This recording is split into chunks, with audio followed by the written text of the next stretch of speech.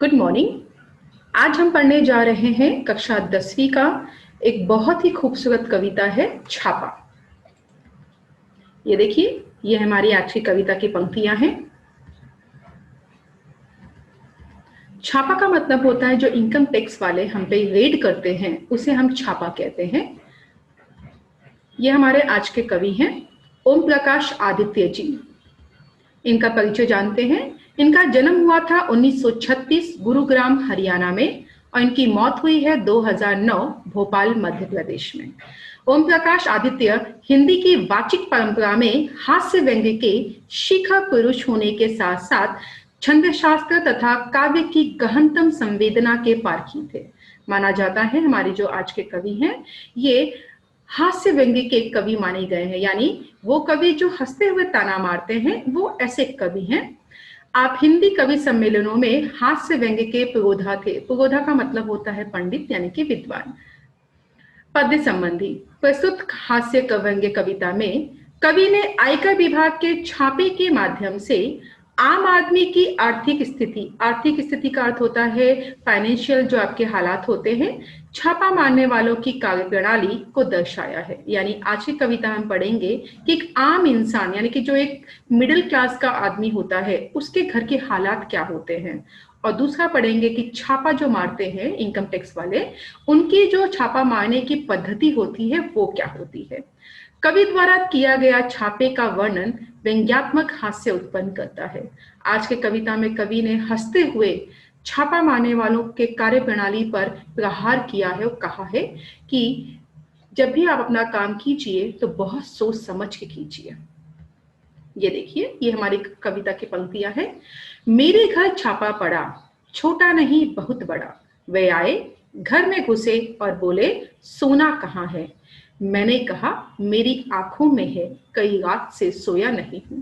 ये देखिए, income tax वाले आ गए छापा मारने के लिए। अब उन्हें और किसी का नहीं, हमारे कवि का ही घर मिला।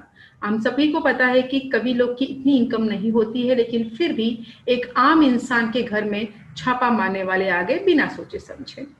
आते उन्होंने क्या पूछा कि भाई सोना कहाँ है। अब कवि को पता था कि वो लोग किसके बारे में पूछ रहे हैं, तो इस तरह से गोल्ड यानी कि सोना के बारे में पूछ रहे हैं। फिर भी वो बातों को घुमाकर हंसते हुए ताना मारते हुए क्या कहता है कि कई रात से सोया नहीं हूं, मेरी आंखों में है। ये देखिए, जब इंसान काफी दिनों तक सोता नहीं या टेंशन में रहता है तो इस तरह से आंखों के नीचे डार्क सर्कल हो जाते हैं। तो कवि ने कुछ इसी तरह से अपना चेहरा दिखाया और कहा कि भाई आपको सोना चाहिए तो मेरी आंखों में देख लीजिए, आपको सोना ही सोना मिलेगा। अगला, वह गोश में आकर बोले, गोश का मतलब होता है गुस्सा। स्वर्ण दो स्वर्ण। मैंने जोश में आकर कहा स्वर्ण मैंने अपने काव्य में बिखेरे हैं, उन्हें कैसे दे दूं। स्वर्ण और सुवर्ण दोनों का मतलब होता है सोना। अब उन्होंने क्या किया, इनकम टैक्स वालों को लगा कि शायद इसे सोना नहीं समझा, तो उसने सोने का समानार्थी शब्द जो स्वर्ण होता है उसका इस्तेमाल करते हुए पूछा कि भाई स्वर्ण कहाँ है। कभी फिर बातों को घुमाता हुआ कहता है कि स्वर्ण मैंने अपने काव्य में बिखेरे हैं, उन्हें कैसे दे दूं। तो आप देख सकते हैं बेटा, यहाँ पे मैंने एक बुक्स दिखाई है। कहते हैं कुछ लोगों के जो अक्षर होते हैं वो बहुत ही खूबसूरत होते हैं, तो लोग उन्हें उपमा देते हैं कि वाह क्या सोने की तरह अक्षर है। तो उसी तरह कवि ने कहा कि भाई आपको अगर स्वर्ण चाहिए तो ये मेरे जो अक्षर हैं जो मैंने इन कविताओं में लिखे ले लीजिए, बहुत सारे हैं, कितना आपको चाहिए। वह झुंझलाकर बोले तुम समझे नहीं, हमें तुम्हारा अनधिकृत रूप से अर्जित अर्थ चाहिए। झुंझलाकर का अर्थ होता है चिढ़कर, अनधिकृत का अर्थ है अनुचित यानी कि गैर तरीके से, अर्जित का अर्थ होता है कमाया हुआ। मैं मुस्कुराकर बोला अर्थ मेरी नई कविताओं में है, तुम्हें मिल जाए तो ढूंढ लो। ये देखिए, अब उन्होंने इनकम टैक्स वालों ने फिर से बातों को घुमाया और क्या कहा कि भाई लगता है तुम समझे नहीं, तुमने जो गलत तरीके से अनुचित तरीके से जो कमाया हुआ धन है तुम्हारा वो हमें चाहिए। ये देखिए, आप सभी को पता है कि जो सरकारी दफ्तर के लोग होते हैं या बड़े बड़े जो बिजनेसमैन जो बिजनेस करते हैं, यहाँ अक्सर क्या होता है बहुत सारा काला धन का आदान प्रदान होता है, यानी कि अंडर टेबल पैसे घूस के रूप में लिए जाते हैं तो सामने वाले का काम किया जाता है। तो उन्होंने कवि को यही कहा कि भाई जो गलत तरीके से तुमने पैसे कमाए हैं, हम उस अर्जित अर्थ की बात कर रहे हैं, अर्थ यानी कि पैसों की बात कर रहे हैं। कवि को समझ में आ गया था, लेकिन फिर से उसने बातों को घुमाया और कहा कि अर्थ मेरी नई कविताओं में है, तुम्हें मिल जाए तो ढूंढ लो। फिर से उसने अपनी कविताओं की बुक दे दी। इस तरह से वो कहा कि मैंने कविता लिखी है, इसमें अर्थ ही अर्थ है, अगर आपको मिल जाए तो ढूंढ के जितना चाहिए आप लेकर जा सकते हैं। वह कड़क कर बोले, चांदी कहाँ है? मैं भड़क कर बोला, मेरे बालों में आ रही है धीरे धीरे। अब फिर से उन्होंने बातों को घुमाया, उन्हें लगा शायद उसे अर्थ भी समझ में नहीं आया, स्वर्ण समझ में नहीं आया। तब उन्होंने कहा कि भाई हम चांदी की बात करें, चांदी कहाँ है? अब यहाँ पर ये देखिए, यहाँ मैंने एक लड़की और एक आदमी दिखाया है। ये देखिए लड़की के बालों में आपको व्हाइट व्हाइट दिख रहा है और ये मान के चलेंगे अपने कवि हैं। ये देखिए इनका सफेद बाल। तो कवि ने कहा कि मेरे बालों में बहुत सारी सफेदी आ रही है, चांदी ही चांदी आ रही है, आपको जितनी चांदी चाहिए आप लेके जा सकते हो। यानी फिर से कवि ने बातों को घुमा दिया, हंसते हुए, ताना मारते हुए। वह उद्भ्रांत होकर बोले, उद्भ्रांत का मतलब होता है चकित होकर, यह बताओ तुम्हारे नोट कहाँ हैं? अब उन छापा मारने वालों को समझा कि शायद कवि नहीं समझ रहा है कि अर्थ क्या होता है, चांदी सोना क्या है, तो उन्होंने वापस पूछा बातों को घुमाकर कि भाई नोट कहाँ है? ये देखिए वो ये पैसों की नोट की बात कर रहे थे और कवि ने क्या कहा कि परीक्षा से 1 महीने पहले तैयार करूंगा। तो कवि ने कहा कि अरे मैंने तो अभी तक नोट लिखा ही नहीं है। जैसे ये नोट होता है यानी कि जो बच्चा होमवर्क कंप्लीट करता है, तो उन्होंने कहा कि अभी मैंने नोट नहीं लिखा है, एग्जाम से 1 महीने पहले तैयार कर दूंगा और आपको जितने नोट चाहिए आप आकर लेकर जा सकते हैं। वह गरज कर बोले, हमारा मतलब आपकी मुद्रा से है। मुद्रा का मतलब रुपया होता है। मैं लगज कर बोला, मुद्राएं आप मेरे मुख पर देख लीजिए। तो कवि ने कुछ शर्माते हुए कहा कि अरे आपको मुद्राएं चाहिए? तो यहाँ मुद्राएं का मतलब हुआ हाव भाव, यानी कि आपके चेहरे का एक्सप्रेशन। तो उन्होंने कहा कि मेरे मुख पर देख लीजिए। ये देखिए, मान के चलेंगे कवि का मुख है और कवि ने अपने मुख से बहुत सारी मुद्राएं बनाना शुरू कर दी और कहा इनकम टैक्स वालों को, आपको जो भी मुद्रा पसंद आती है आप ये मुद्रा ले लीजिए या अपने पास रख लीजिए। तो इस तरह से फिर से कवि ने यहाँ पे बातों को घुमा दिया और हंसते हंसते इनकम टैक्स वालों को ताना मारा कि अरे मैं तो गरीब इंसान हूं और गरीब इंसान के पास सोना, चांदी, मुद्रा ये सब कहाँ से आ सकती है। वह खड़े होकर कुछ सोचने लगे, फिर शयन कक्ष में घुस गए और फटे तकिए की रुई नोचने लगे। शयन कक्ष का अर्थ होता है सोने का कमरा, यानी कि जहां हम जिसे हम बेडरूम बोलते हैं, हमारे सोने के कमरे को। अब वो खड़े होकर क्या किया, उन्होंने सीधा शयन कक्ष में घुस गए। उन्होंने थोड़ा सोचा इस बच्चे की तरह और उसके बाद सीधा कमरे में घुसकर क्या किए, फटे हुए तकिए को नोचने लगे। देखो जैसे बच्चे तकिए लेकर मस्ती करते हैं, उसी तरह मानो इनकम टैक्स के जो ऑफिसर थे वो, उनको लगा कि मानो जो बेडरूम में तकिए हैं उसमें शायद कवि ने इस तरह से छिपाकर सोना रखा होगा। तो तकिए को इस तरह से वो नोचने लगे, फाड़ने लगे और उसमें सोना या चांदी या रुपया ढूंढने लगे। उन्होंने टूटी अलमारी को खोला, रसोई की खाली पीपियों को टटोला। पीपियों को टटोलने का मतलब होता है डिब्बों में तलाशना। बच्चों की गुल्लक तक देख डाली, पर सब में मिला एक ही तत्व खाली। तत्व का अर्थ होता है सच्चाई। देखो ये था उसकी टूटी हुई कवि की अलमारी। अब देख रहे हैं कि अगर अलमारी टूटी है तो ये समझदार को इशारा काफी था कि अगर हालात घर कितने खराब हैं कि अलमारी टूटी है, रसोई के जो डिब्बे हैं वो खाली पड़े हैं, तो क्या वो इंसान के पास सोना चांदी होगा। वह फिर भी जो इनकम टैक्स वाले थे, आयकर विभाग वाले, उन्होंने उसकी टूटी अलमारी को भी खोल डाला, रसोई की पीपियों तक को उन्होंने टटोला यानी कि तलाशा, लेकिन वहां भी कुछ नहीं मिला। फिर बच्चों की जो गुल्लक थी उसको भी उन्होंने तोड़कर देख लिया, उन्हें लगा शायद इस जो पिगी बैग है उसमें कुछ होगा, उसमें भी कुछ नहीं मिला। और बाद में सब में क्या उन्हें मिला, एक सच्चाई मिली, खालीपन की। कनस्तों को, मटकों को ढूंढा, सब में मिला शून्य ब्रह्मांड। कनस्तर का होता है टीन का डिब्बा, शून्य ब्रह्मांड यानी खालीपन। देखकर मेरे घर में ऐसा अरण्यकांड। अरण्यकांड का अर्थ होता है दुर्दशा। उनका खिला हुआ चेहरा मुरझा गया। ये कनस्तर है, ये मटके हैं जो इस तरह से हम घर में चीनी मिट्टी की रखते हैं, मिट्टी की भी रखते हैं।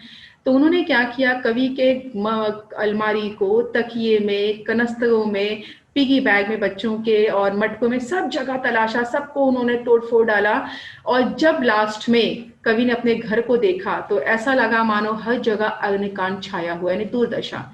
जैसे ये आदमी ढूंढ रहा है कुछ, ढूंढने के बाद जब वो देखता है तो उसके घर में कैसा है, पूरा का पूरा दुर्दशा हो गई है चीजों की, उसी तरह उनका खिला हुआ चेहरा मुरझा गया। यानी जब उन्होंने पूरे घर की तलाशी ले ली और पूरे घर में उन्हें एक भी ऐसा नहीं चीज मिला जिसकी वो तलाश कर रहे थे, तो जो उनका खिला हुआ चेहरा था आयकर विभाग वालों का, जब स्टार्टिंग में वो आए थे, तो वो चेहरा उनका मुरझा जाता है जब कवि की घर की दुर्दशा को देखते हैं।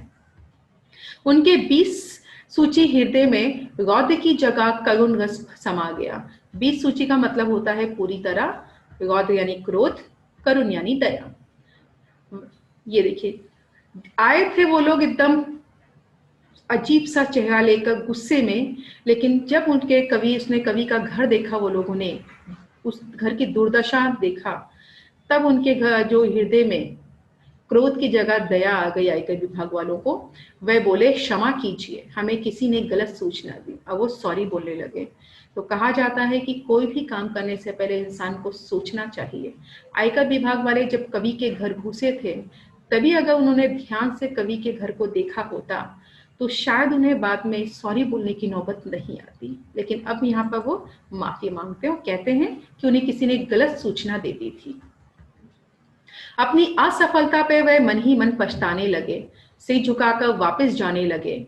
मैंने उन्हें रोककर कहा, ठहरिए। अब देखिए, पछताकर जब वो जाने लगे तो कवि ने उन्हें रोक लिया और कहा कि नहीं, सर झुका के मत जाइए, पहले रुकिए और मेरी बात सुनिए। सिर मत धुनिए, मेरी एक बात सुनिए। सिर धुनिए का मतलब होता है पछतावा मत कीजिए। मेरे घर में अधिक धन होता तो आप ले जाते। जब मेरे घर में बिल्कुल धन नहीं है तो आप मुझे देकर क्यों नहीं जाते। ये देखिए, जब एक्स्ट्रा धन होता है तो क्या होता है, इनकम टैक्स वाले आते हैं और जो हमारा एक्स्ट्रा धन है जो हमने गलत तरीके से कमाया है वो उसे ले जाते हैं और हमारा जो पूंजी है वो कम हो जाती है। तो कवि ने कहा कि अगर कोई एक्स्ट्रा धन होता तो आप ले जाते, लेकिन अगर एक्स्ट्रा धन आपको मिला ही नहीं तो एक काम क्यों नहीं करते, कुछ मुझे ही धन देकर जाइए, ताकि जो आपने ये यहाँ पे दुर्दशा की है चीजों की, उसे मैं ठीक करवा सकूं। जिनके घर में सोने चांदी के पलंग और सोफे हैं, उन्हें आप निकलवा लेते हैं। बहुत अच्छी बात है, निकलवा लीजिए।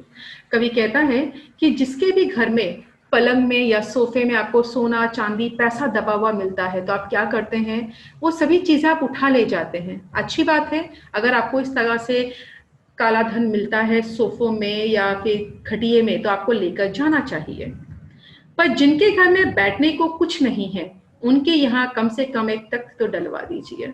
तख्त यानी लकड़ी की चौकी। ये देखिए, कवि के घर में बैठने के लिए कुछ नहीं था, तो इसलिए कवि ने कहा कि कम से कम मेरे घर में आपको कुछ नहीं मिला तो एक लकड़ी का टुकड़ा ही डाल के चले जाइए, ताकि जब आप आइंदा आइए या कोई और आए, कम से कम मैं उसे बैठने के लिए कह सकूं। तो इस तरह इस कविता के माध्यम से कवि क्या कहना चाहते हैं, तो कवि इस कविता के माध्यम से कह रहे हैं कि जो भी हमें काम करना चाहिए सोच समझ के करना चाहिए। आयकर विभाग वाले बिना सोचे समझे किसी की भी खबर उनको मिल गई किसी के द्वारा और वो कवि के घर आए, आने के बाद घर की दुर्दशा देखने के बावजूद, हालात देखने के बावजूद कि वो कितना आर्थिक रूप से गरीब है, एक आम इंसान है, फिर भी वो उसके घर में जाते हैं और घर का सत्यानाश करने लगते हैं, चीजों को तोड़फोड़ करने लगते हैं। अब फटा हुआ तकिया उन्होंने पहले देखा था, टूटी अलमारी देखी, तो टूटी अलमारी में लोग क्या खजाना छुपाएंगे या फटे हुए तकिए में लोग क्या छुपाएंगे। फिर भी उन्होंने क्या किया, जो तकिया थोड़ा सा फटा था उसे ज्यादा फाड़ दिया, जो अलमारी थोड़ी टूटी थी थोड़ी दिन और चल सकती थी उसे पूरी तरह से तोड़ दिया। तो अंत में कवि ने उनको यही समझाया कि भाई सोच समझ के काम कीजिए, मैं वैसे ही गरीब था, वैसे टूटी फूटी चीजों से काम चला रहा था, अब तो ये चीजें बिल्कुल काम की नहीं रही। इसीलिए कवि ने अंत में उन्हें कहा कि भाई कम से कम कुछ देकर तो जाइए, जिससे ये जो दुर्दशा आपने हमारे घर की है उसे मैं ठीक तो करवा सकूं। तो यहाँ हमें ये सीख मिलती है कि बहुत सोच समझकर किसी भी इंसान को अपना काम करना चाहिए, भले वो किसी भी विभाग का क्यों ना हो। ये देखिए, इसके प्रश्न उत्तर है। पहला है हमारा क्वेश्चन, कवि ने छापा मारों से मांगा धन, और दूसरा आंसर है तख्त। घरों की स्थिति दर्शाने वाली पंक्तियां, समृद्ध वाली पंक्तियां थी कि जिनके घर में सोने चांदी के पलंग है। अभावग्रस्त यानी कि कमी को बोलते हैं, तो जिनके घर में बैठने के लिए कुछ भी नहीं है। तो ये दो लाइन में एक बताया कि घर में क्या था और दूसरे लाइन में घर में किस चीज की कमी थी। कवि द्वारा छापामारों को दिए गए सुझाव, पहला सुझाव था कि कवि के पास धन नहीं है, धन देकर जाएं। दूसरा, जिनके घर पलंग नहीं है उन्हें तख्त तो कम से कम दे दें। शयन कक्ष में पाई जाने वाली चीजें, तो पहला उन्होंने देखा था आयकर विभाग वालों ने फटा हुआ तकिया और दूसरा देखा टूटी अलमारी।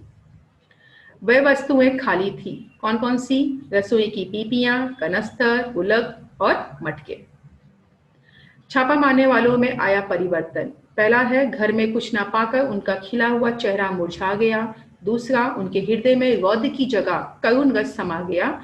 उन्होंने कवि से क्षमा मांगी। और लास्ट है, अपनी असफलता पर पछतावा कर कर चले गए। अब यहाँ पे जोड़ियां मिलाओ है। अर्थ का जोड़ी है नई कविता। सुवर्ण का अर्थ होता है काव्य पंक्तियों में।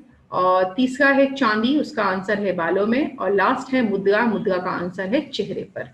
ये एक आपका स्वामत का क्वेश्चन है कि कर जमा करना देश के विकास को गति देना है। इस विषय पर अपने विचार लिखिए। यानी क्यों आपको ऐसा लगता है कि हमें इनकम टैक्स भरना चाहिए, अपना टैक्स क्यों भरना चाहिए, और इससे देश को कैसे हम हेल्प कर सकते हैं अपने देश के विकास के लिए। इस पर आपको अपने विचार 8 से 10 पंक्तियों में लिखना है। आशा करती हूँ आपको ये कविता पसंद आई होगी। धन्यवाद।